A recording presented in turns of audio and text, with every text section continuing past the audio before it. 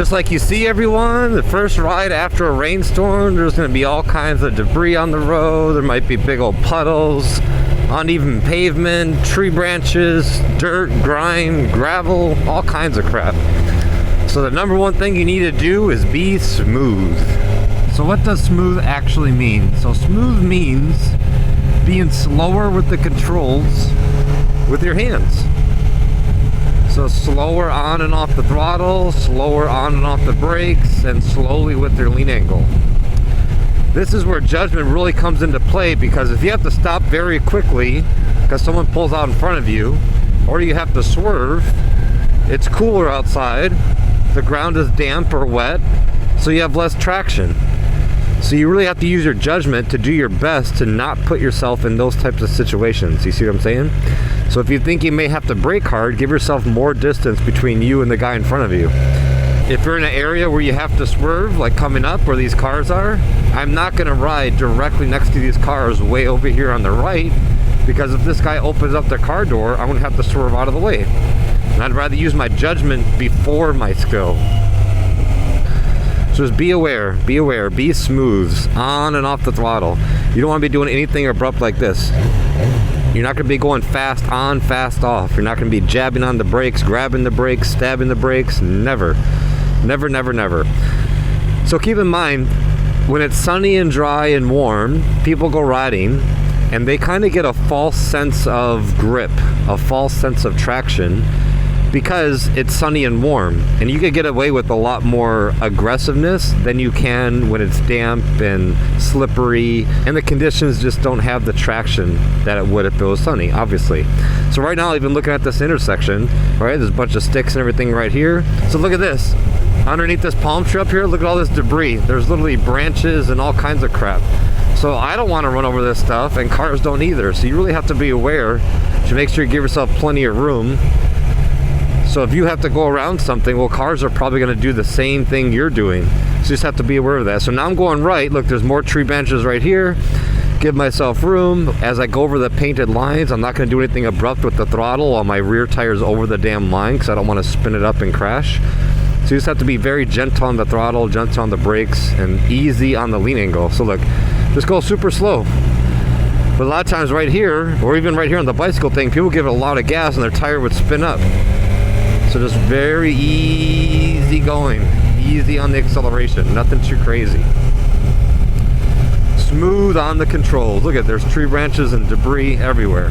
Smooth on the controls, use your brain before your skill. I'm not going to be riding way over here like this. The car door opens up, I'm going to have to swerve out of the way. You see what I'm saying? Look at tree branches, debris, all kinds of stuff. As I'm coming up to an intersection, I'm expecting a car to pull out in front of me. Right, so I'm slowing down, be aware of what's going on, maybe cover the controls just in case, right? Just be ready. Look at all these tree branches right here. It was super windy and a big old rainstorm, so this stuff is everywhere, even on that guy's car. Wow. So just be very aware. There's going to be crap on the road, and just expect it. There's going to be puddles, and I don't recommend you ride through puddles because you don't know how deep it is. And if you go into a puddle, which is actually a really deep pothole, you can get yourself in trouble. So here we go, taking a turn at a light. There's a whole bunch of painted lines. So first priority is come to a stop, handlebars straight, eyes straight, your foot is down. Once you actually come to a stop, then feel free to look side to side about what's going on, if there's cars or anything else. Again, I'm not going to go whacking on the throttle over these painted lines. I'm just going to go super slow, super easy until I'm pretty much done leaning and I'm pointed in the right direction. And I can kind of give it a little bit more gas. Common sense, right? Don't be abrupt on the controls. However, I've seen people with lots of riding experience and they make all these silly mistakes because either they're overconfident or they think they have more grip than what they do, or they're only used to riding on perfect sunny degree weather, you know, it's 70 and sunny, and they think they have the grip at all times. So that's the benefit of riding in loose or low traction environments. You go play around in the dirt, you go ride in the wet like this, you go ride in the rain, and you get comfortable with what you can and cannot do. Therefore, the next time it's sunny and warm and dry and clean, you're going to have that much more confidence in yourself and in the levels of traction your tires have because of the environment, because of the weather. You see what I'm saying? But if the only thing you ever do is ride perfectly in sunshine, well, you're going to have a kind of false sense of what's possible and what the grip feels like, what levels of grip you actually have. A lot of people don't have that feeling because they don't ride anything else other than sunny and clear days. And obviously this also depends on where you live. I live in San Diego. It's sunny and 70 degrees 300 days a year. Like, it's just amazing weather. That's why I live here. All these tracks available, courses available, and the weather and the twisty roads, it's awesome. But if you live in Washington or, you know, another country where it rains all the damn time and you ride, well, then you're used to it. And then, you know, you're probably in rain gear or waterproof gear at all times. And that's just what you're used to. So there we go. But for a lot of people here in Southern California anyways, we don't experience rain or cooler weather that much. So when it does happen, a lot of us around here, a lot of people don't practice riding in the rain, taking dirt bike classes, and they get themselves in trouble pretty quickly. Just look at just a normal random intersection. Look at all this dirt, debris, everything. Pay attention to where you're stopping. You'll want to stop and then put your foot on a big old oil spot or big old debris. Where are you parking? Where are you putting your foot down? What are you looking up ahead? This big old tree branch. If I have to wait till the last second and swerve, well, why didn't I just move over earlier? You probably don't have to swerve if you see something early. A swerve only happens when you're surprised by something. But if something's on the ground a block ahead of you and you still have to swerve around it, well, what's wrong with your eyes? Like, there's some kind of problem, right? But look at all these side streets. Look at all this debris. There's just tree branches all over the place. So this is what's going to happen. The ground's going to be less traction. There's going to be crap all over the road. Cars are going to be moving out of the way quickly. Intersections are going to be slippery. There's going to be puddles of water. Painted lines are going to be way more slippery, right? So all these things you just have to be aware of. And if you're just constantly thinking, just be smooth on the controls, don't do anything abrupt, don't have too much lean angle. You see how I took off right there? I'm not doing this. Like, if you're aggressive, that's going to be the problem. And it's ironically the same exact problem when it's dry. People are just way too aggressive on the controls. You can ride quickly and ride very well, no problem, without being stupid aggressive on the controls.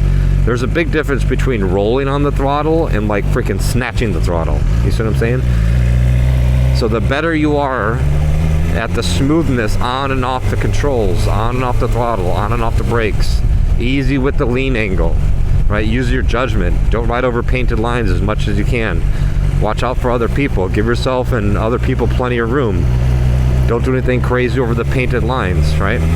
Don't ride where people are going to pull out, like this car right here. Don't ride really close to these cars where car door might open up. Don't ride in the middle of the road. You see what I'm saying? So ride where the tracks are, the vehicle in front of you. All these debris, all these tree branches, watch out for people. Try not to ride over painted lines. And if you do, just go nice and easy. Don't do anything aggressive with the throttle. And don't ride in the middle of the road right here, because car tires don't ride right here. Car tires ride over here and they ride over there. So depending on where you are and what you're doing, you just have to be aware. Watch out for people on bicycles, you know, whatever. Just be aware of your surroundings and ride smoothly. Use your judgment before your skill, and things should be all right. You can ride all day long, no problem, not have any issue whatsoever with if you're making good decisions. You see what I'm saying? So all these tips and tricks, this is obviously true for any type of slippery condition. Either just started raining, it's raining currently and you're riding, you get stuck in the rain, it's dry and then it starts raining. Whatever scenario it is, whenever the traction drops, or even if it's just really cold. If it's just really cold outside, I would treat it as if it's raining. I'd be smooth on the controls, I wouldn't do anything abrupt, right? Because cold weather, you have less traction. If you have less traction, you have to be smoother and slower on the controls. It's really that simple. So just like Brian says in SoCal Supermoto, you ride to the traction you have available. If you have really good traction, you can be a little bit more aggressive on the controls. But when the traction drops, you cannot ride the same way. And if you only have one way of riding, you are going to get yourself in serious trouble very quickly, where you will run out of talent and traction immediately if you ride the same way when the traction drops. So I highly recommend, if you haven't done so already, get into some dirt bike classes. For example, my favorite dirt bike class is American Super Camp. 2 days, Full gear and the bike and food, everything's provided for you, 100%. All you have to do is bring underwear and socks, and they'll give you everything else, literally. And you spend 2 days doing flat track style riding with professional racers that are in Moto America.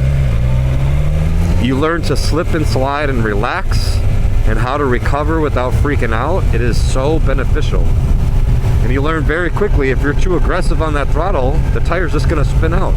Because at American Super Camp, you have a knobby front tire and a street tire in the rear, and you're riding around in the dirt. And they even do a mud drill where they wet the whole thing, and now it's just slippery as can be. And if whatever mistakes you were making with the better grip in the morning, after they do the mud drill and the whole thing is soaking wet, those mistakes are going to be highlighted very easily because they're going to be on your butt. You're going to spin out the tire and you're going to be on your butt. So you have to be, you learn to ride in less traction environment with very little risk because you're on a little TTR 125 with 10 horsepower. So highly recommend getting into American Super Camp and any other dirt course you could think of that's in your area. Maybe it's an MSF course, maybe you're in Southern California around here and you can get into Moto Ventures Level 2, you get into SoCal Supermoto, whatever it is, dirt bike courses are extremely beneficial to take. And the more you take it, the more comfortable you'll be in that environment, the better off you'll be overall. So please don't think you take a course one time and you think you know it all. It might take 2 or 3 times just to really understand the concepts of what's going on. And it might take a couple times to go through to really get used to that feeling so you're not freaking out. Because the first time you go to these dirt courses and the tires start sliding around underneath you and you're used to a street bike, you know, if the bike is doing this on a street bike, you're crashing. If the bike is wobbling, slipping and sliding everywhere in a dirt bike class, well, that's every turn. You see what I mean? So there's a big difference. And it might take you a few times to finally get used to that feeling where you start to relax a little bit, allow the bike to move underneath you without doing anything abrupt or reactionary on the brakes or on the throttle or lean angle and freak yourself out. So just keep that in mind. And the last thing to mention, in case I didn't say it before, it's wet outside, traction is lower, so give yourself more distance. In case you have to stop, it's going to take longer to stop. Cars will take longer, bikes, everything will take longer to stop. So don't ride, 2 inches behind someone's bumper. Give yourself plenty of room to stop. Give yourself an out. And just the normal good judgment you should have on a motorcycle anyway. What is my escape route? What's going on behind me? Always leave your bike in first gear. Don't put your bike in neutral at stoplights just in case the moron behind you is on TikTok, since they just reinstated it and you have to take off quickly. You don't want to be stuck with your pants down and your bike in neutral when you have to take off because you're going to get hit from the back. So just be aware of your surroundings. Watch out for intersections. Someone might just pull out. They're not paying attention. They're on their phone. They're distracted. They're eating. They're putting on makeup. Whatever they're doing.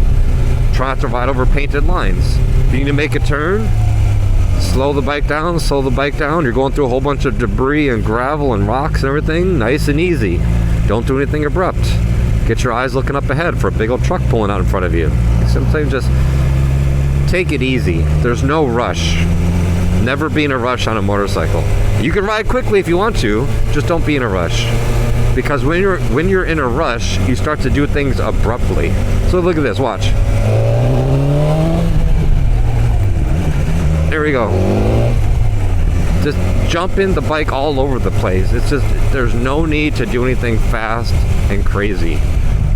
So one way I like to explain it, I used to explain this when I was still teaching motorcycle classes to the beginner riders. I would tell them, whenever you're riding around, imagine there's a bowl of cereal duct taped to your gas tank. Try not to spill the cereal. Like, I want a whole bowl of cereal by the time you come back around and see me again. So you're gonna go riding around, you're gonna be shifting, stopping. Don't spill the cereal. That means don't do anything abrupt on the brakes. If you go like this, there you go, half the cereal's gone. If you stab the brakes all the time, right? So don't spill the cereal, everyone. Ride in a manner in which the bike is barely moving forward and backwards like this. Because if it's going really far backwards, you're too hard on the throttle. If it's going really far forward, you're too hard on the brakes. Look at all this debris. So nice and easy. Slow the bike down nice and easily. Come to a stop first, eyes straight, handlebars straight, foot down. Make sure everything is good. And then slowly go through. Don't do anything fast, especially over painted lines. Take it easy, right? So I hope this helps everyone. Check the description for my link to my app, my books, and everything else you can imagine, and get out there and practice.